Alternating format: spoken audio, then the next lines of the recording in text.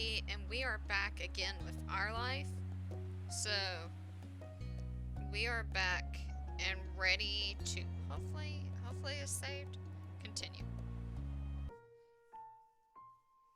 Yeah, we left off with our two moms. So, we had been at the park check for Cove and then heard what happened earlier when you met the new neighbor. I thought you might have gone off further away. No, we were just sitting in the grass. Why is everybody acting like this is such a big thing? We're okay, don't worry. Cove didn't want to go home yet. We're okay, don't worry. Thank God you're both fine. Were you two having fun out here? You looked over at Cove, who was wiggling against his dad's tight hug and pushing his arms. Nah, he's good. I think I'm gonna... I'm gonna marry him. Wait, how many times can I say this? Because this is almost super tempting to just be like, I think I'm gonna marry him. It's either... I'm gonna have to do it. I'm gonna have to do it just because it's funny. You nodded, smiling slightly. Oh, that's wonderful. Wait, what? Okay, so did I just say I'm gonna marry him and everyone just acted like that's totally normal? I just met this boy, but he's mine. Finally, letting go of a squirming, squalling son, Cove's dad turned to the three of you. Did he just say that's alright or that's right? Thanks very much for finding him. I really don't know this neighborhood. Good thing B knows this whole area so well. Absolutely. We should be getting home now. It's been a long day for us all. Say goodbye, Cove. Bye. The two of them walked off into the darkness, heading towards the neighborhood. You watched Cove's bright pink cast until it disappeared. I forgot he had a cast. Tell you what, we'll have a proper play date tomorrow, okay? Because I'm gonna marry that boy, right? Your new friend's dad wanted to bring him by to see you and Lizzie. How does that sound? Sure, can I show him my stuff? It sounds like words, you know, ducking your head down. Of course. Of course you can. Then okay. Both of your moms laughed, the sounds overlapping into a warm, familiar chorus. Mommy put her arm around your shoulder and led you towards the path. I'm just still stuck over the, I think I'm gonna marry him. Of course you are, sweetie. Satisfied and more than a little ready to go to bed after your long, exciting day, you followed them home. Choose your feelings for Cove. Cove for this step, it can change in later steps. Well, obviously, we're going with Crush because, we think we're gonna marry him. Relaxed. Direct. Nervous. We're gonna go with relaxed. Okay, we're ready. You won't be able to change it again until step 2. Begin step 1 at relaxed crush? Yeah. Because we're gonna marry him. Don't you know this? A childlike affection is what we got the achievement. The next morning you finished your breakfast so fast that don't you do it! I thought my cat was gonna scratch my chair. The next morning you finished your breakfast so fast that you practically inhaled it. Your sister Lizzie had run out earlier to go play, but you stayed put. Today, just like your moms had promised, Cove was coming over to hang out. Oh, I'm gonna marry that boy. Why are they smiling at me like that? Excited to see your new friend again, B? Yeah, we're gonna get married. Oh, we got the relaxed achievement. Yeah, a lot. If you were going to get...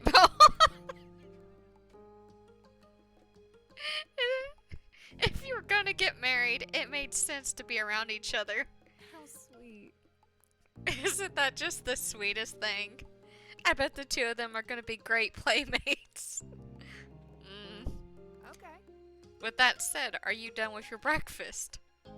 I'm going to make him love me. Yeah.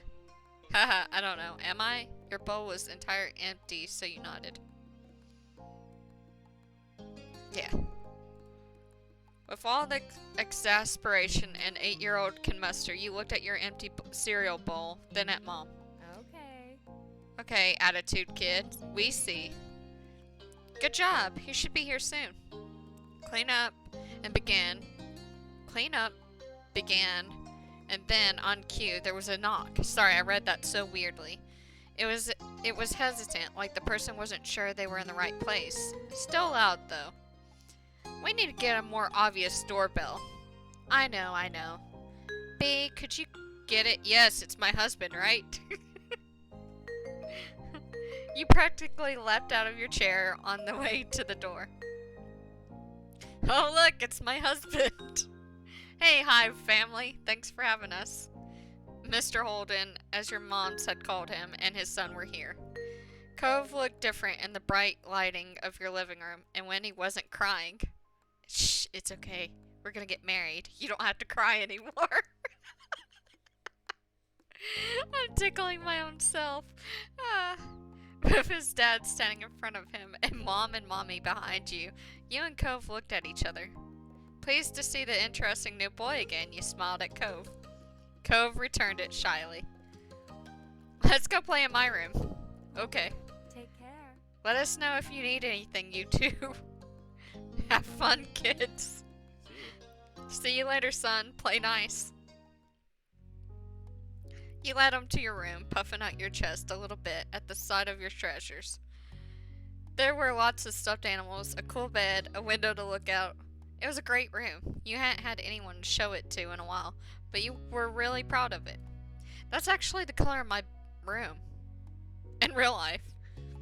Kind of. Mine's mint. Kind of like his hair a little bit. No, I guess it's about the same as the room. He leaned in a little closer to one of your drawings on the wall. I like this. Me too. I drew that, thank you. I drew that. Cool. You smiled at him. You were proud of that particular piece of art, and you were glad he noticed. He turned to look around the room a little more, studying the books on your desk and the pictures on the walls.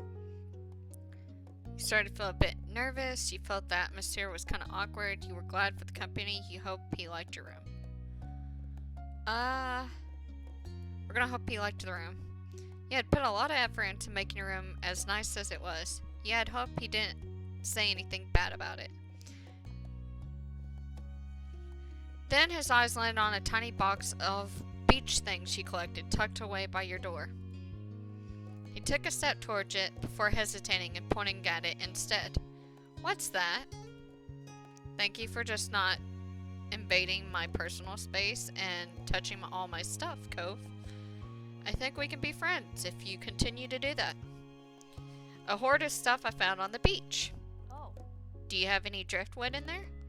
Dragging the box into the middle of the room, you and Cove flopped down next to it. I think so. Yeah, see? You gestured to a piece at the bottom still covered with specks of sand. Neat. This is a good collection. You got the sense from the tone of his voice that he wasn't just saying it to be nice or to be like Shiloh. He actually meant it. Who's Shiloh? Oh, right. I almost forgot. Shiloh's gonna be here today. Who's Shiloh?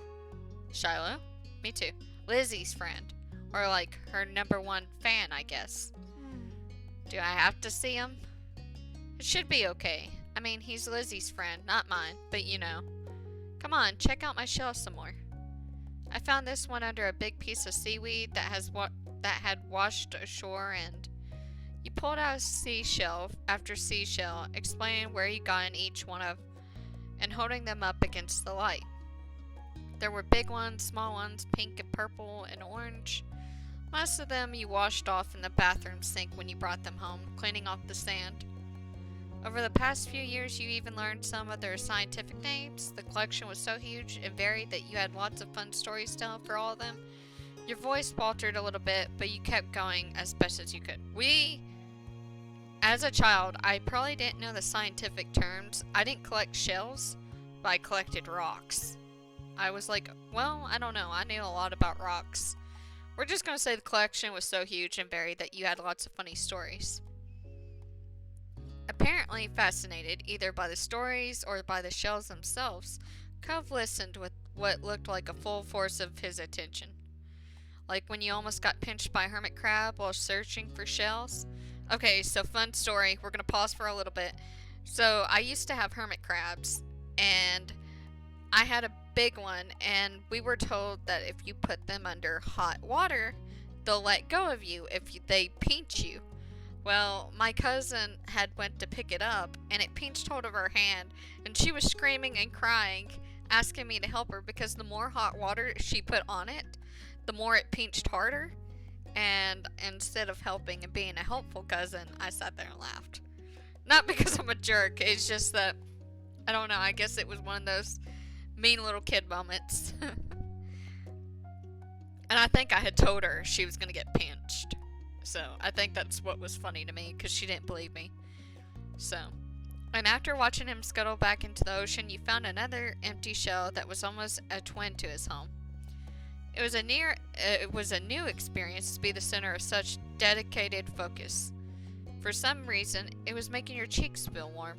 You had never felt like this around someone before. It was kind of weird. Kids, come down to the living room. You could tell the idea was making him unhappy, but Mommy wasn't giving you much of a chance to hang around. Cove hadn't been like this meeting you. You guessed it was because he thinks you found each other by accident, not that a parent made it happen. Mr. Holden must be right that telling Cove his dad was part of that would be a bad idea. That would be a bad idea. Before you knew it, you'd both been escorted downstairs and deposited in the living room, ready for Shiloh's visit. The two of you sat side by side on the floor of your home's entryway. I brought the box of shells. I want to keep looking at them. Great. Bust it open. We can keep looking while we wait for Shiloh. Cove reached in and pulled out a big orange shell. Oh. Like he hadn't spoken aloud yet, he turned to you and held it up, his eyes shining. I think this one is the best of them. That's my favorite too. I like the different one best. I can show it to you. You know what? Okay, so orange is not my favorite color. I will throw that out there. But also, even if it was my favorite at the time, I honestly would have gave it to him. So we're gonna say you can take it. Cove looked at you in surprise, his eyes going wide. Really? Sure, you like it a lot, right? See, that's what I would have done as a kid. Like first, I honestly would have gave you anything. And even still, I'm kind of like that. Like I will, if I can possibly give it to you, I will give you my shirt or like clothes off my back. It's whatever. Like I like making people happy and being able to give them stuff. Uh-huh. But I don't want to take it from you. It's okay. You got the impression he was hesitant to accept something because he didn't know you very well. We're gonna insist. No, it's okay. It's okay for you. You pushed the shell against Cove's chest, willing him to receive the present, but Cove firmly shook his head and kept his arms tight at his side. It was a battle you couldn't win, at least not today. Cove was your neighbor now. Maybe you could give it to him another time. The two of you were still sitting on the floor looking through your collection of beach findings when the doorbell finally rang. Cove jumped, startled by the sound. Since the person hadn't knocked, you figured it was probably Shiloh. He knew where to look for that. Lizzie's friend? You nodded, but that didn't seem to make Cove feel better. It was already obvious that Cove didn't hide his feelings well. You could tell what he was thinking right away. This isn't a good idea. You'll be alright. He's here. We can't tell him to leave. He's at our only door, and if you go upstairs, he'll find you. Cove glanced around the room, his eyes wide, and finally paused with his gaze locked on the back of the house. I can go out the window. He was already walking towards it. Scrambling to think of something to say, you stepped forward, then paused. Do you want to break your other arm? Shiloh is the least scary person alive. Cheer up.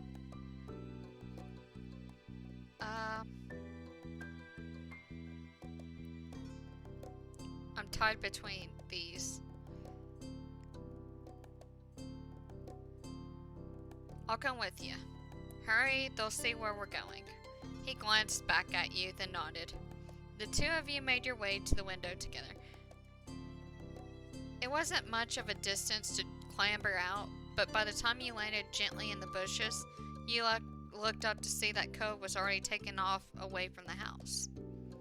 He was fast, but you knew you could outrun him if you had to. He was not that fast, you knew you could outrun him if you had to. He was not that fast, but neither were you. At that speed, you weren't sure if you could go fast enough to reach him.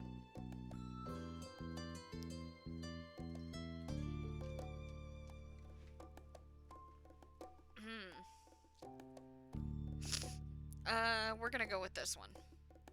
Cove! You ran as fast as your legs could take you, grass whipping around your ankles as you did so. Cautiously, Cove slowed to a halt and looked back at you. Where are you going? I don't know. Somewhere else? I just don't want to see... Bee! Oh god. You looked back and saw Shiloh huffing down the hill after you, the backpack he clutched bouncing all around the place. What are you doing? Can I come? He must have seen you leaving out the window and followed behind. Dang it! Aw, he's cute! He's just a kid! Oh, hi. Are you Cove? Yeah. I'm Shiloh. Okay. Yep. Are we going back, or are we gonna play outside? Shiloh's eyes moved between you and Cove. The smile remained strong on his face. It got a tiny frown from Cove in response. You were just grateful he hadn't asked why you had been running away. Inside, we left the box on the floor. Right, my shells and stuff. We have to make sure they're okay. Aww, okay. With Shiloh trailing behind, you and Cove headed back towards the house. The plan for the afternoon, at least as far as you were concerned, was sit and look at the beach things some more. You weren't really in the mood to do much of anything else, especially if Cove was having fun. Hey, check out this scallop shell I found. Cool, right? It's pretty color, kind of like my cast. The beautiful glittering pink did look a bit like the wrap around his arm. Pink is a nice color. Okay. Oh? Is it your favorite? Not really. What is? Maybe green or blue? It might be yellow. Oh, those are all cool. I guess. I guess. He really does not like him.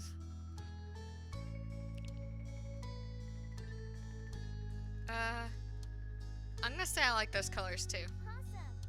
Awesome. Both of them smiled. Like usual, it didn't take long for Shiloh to get fidgety.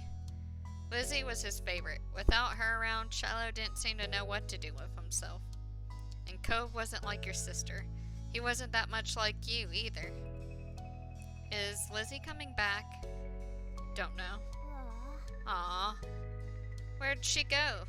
I think she's at the beach, probably. Is she playing at her park?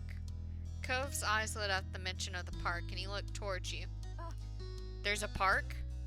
Yeah, but it's old. Can you show me? I want to go.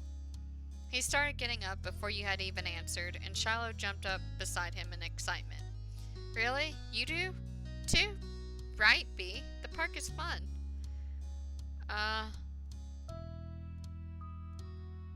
park is pretty great. It's right at the beach, so there's a lot of fun stuff to do. And my cat is acting like a fool. And lots of sand. It has a jungle gym and bunch of swings. That sounds like it could be cool. So, are we gonna go find Lizzie? I don't know. I never really wanted to see her. I just wanted to check the park out. Adrift without any direction, Shiloh finally turned to you. Okay. He perked up. Both boys wanted to go. It was only fair. After getting permission from your moms, the three of you were ready to head out. It was a short walk to the park. Lizzie had convinced her mom that it was so short she should always be allowed to walk there by herself. When you found her, she was hanging on the jungle gym, swinging back and forth. Hey, Lizzie. Her face lit up when she saw you, her big brown eyes going wide. B, Shiloh. Hi. She dropped to the ground and landed with a soft thud in the sand. In a split second, Shiloh had abandoned you two and scrambled over to stand by her.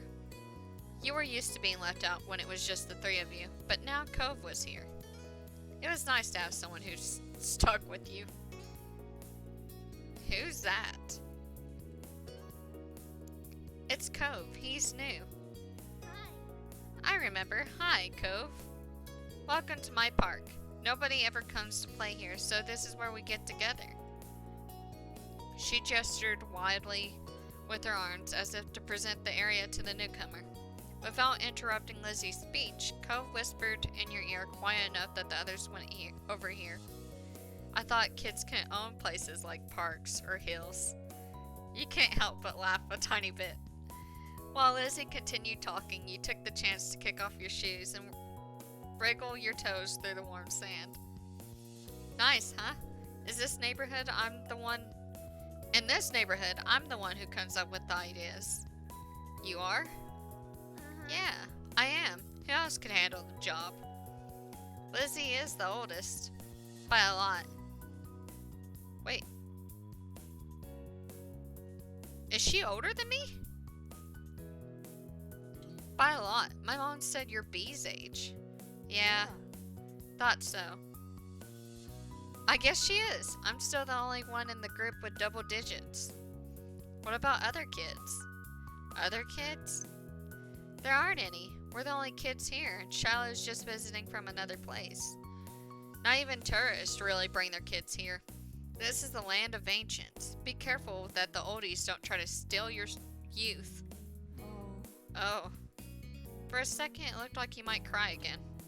But something in his eyes shifted, and he looked back at Lizzie. What kind of old people? Like moms and dads or grandparents? Grandparents who don't have kids. They hate kids. Why? We haven't done anything. Only some of them don't like kids. Stop saying stuff like that. You're gonna upset them. Yeah, they're really bad.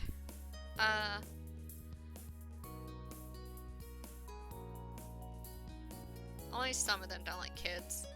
You interjected quickly, hoping Lizzie wouldn't take things too far. Cove sniffled, his forehead creasing with worry. Lizzie was staring Cove down, but Cove wasn't even looking at her anymore. He didn't seem to care that she was there. He went into his own head. Shiloh was the next one to speak, completely unaware of the situation. I met Lizzie and B in school. You'll see tons of kids there once summer's over. I don't want to go to a new school. I don't want summer to end. Shiloh looked down to the dirt. He hasn't had much luck striking up a conversation with Cove. I like summer vacation a lot too.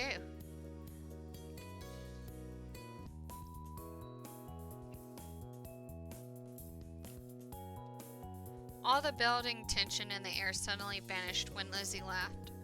At Shiloh's discomfort, at how weird she thought Cove was, at something else entirely, he didn't really know, but she laughed, face scrunching up. Okay. Welcome to Sunset Bird Cove. Take a seat, put up your feet, and get used to it. You offered him a small smile, and that, at least, he looked to reassure him some. For the rest of the summer, Cove was always there. You saw him more often than Shiloh, and on some days when she was in a bad mood or busy, you even saw him more than Lizzie. He became a staple of your everyday life, the way sun and lunch and the beach were. Looking back on its years, you would realize that you had a tiny crush on him right away. One that had made you want to spend as much time with him as you did. Of course, that was only the start of things. Ooh, we're aging. And then the summer ended. Okay. Okay, this is where I wish I had the DLCs, because apparently there's stuff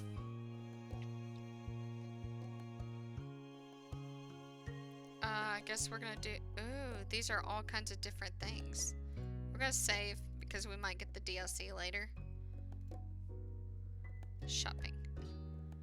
Come back here before it gets dark. Alright, sport?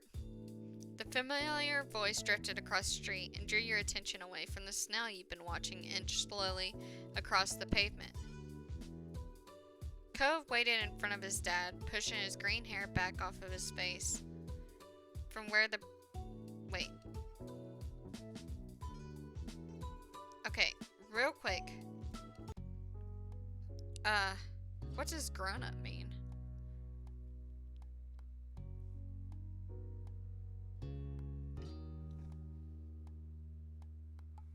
I'm confused. Okay, we're just gonna go from... We're gonna click at random, I guess. We're gonna do the shopping and we're gonna go on from there.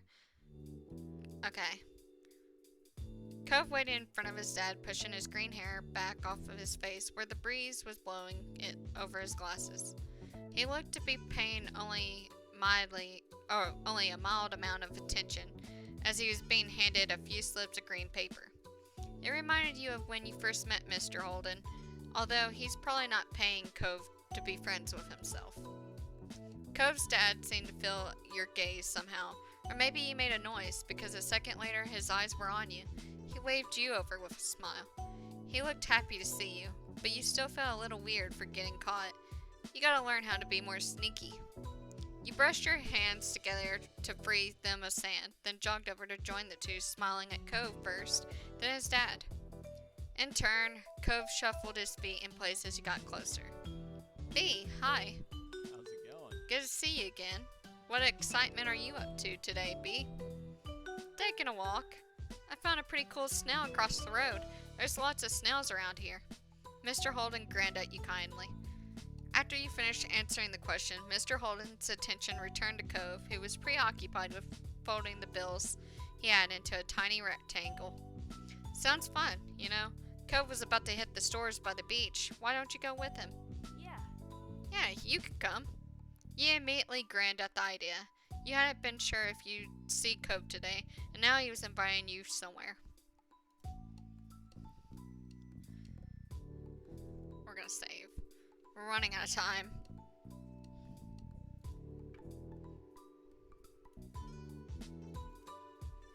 Okay.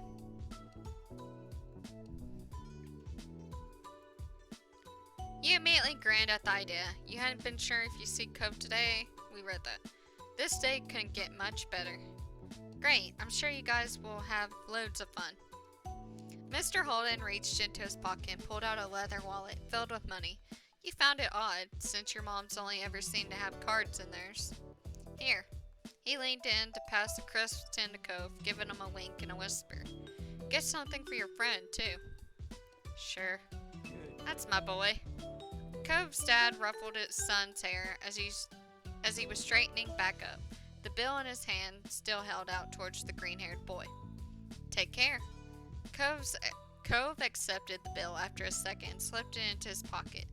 Then, with one last nod to his dad, he turned and started walking. You followed after him, intrigued at the possibilities this outing might bring. Cove strayed towards the gentle tide creeping up the sand, and you fell into place beside him. It was a nice day. The sun was shining and there weren't many clouds in the sky, though the wind coming off the ocean kept it from being too hot. You took in a deep breath, enjoying the scent of salt and ocean air. When you looked at Cove, he was dragging his feet through the sand a little, and you slowed down to wait for him. His eyes searched the ground intently. Are you looking for snails? Are you looking for shells? What is it? You didn't feel the need to ask why. Are you looking for shells? Cove startled a little at the sound of your voice and mumbled a sort of. If you see any, you can let me know. You could manage that. You dropped your view to the sand, walking carefully so you didn't step on any. You were good at finding shells. You had a lot of them at home and always found new ones whenever you visited the beach. And unfortunately, we're gonna stop here on our shell hunting because we are out of time. So we're gonna save And we will continue our date, if you can count it as that, since we're gonna marry him, apparently, in the eyes of a small child. So, I hope you guys enjoyed, and I will see you guys in the next video. Bye!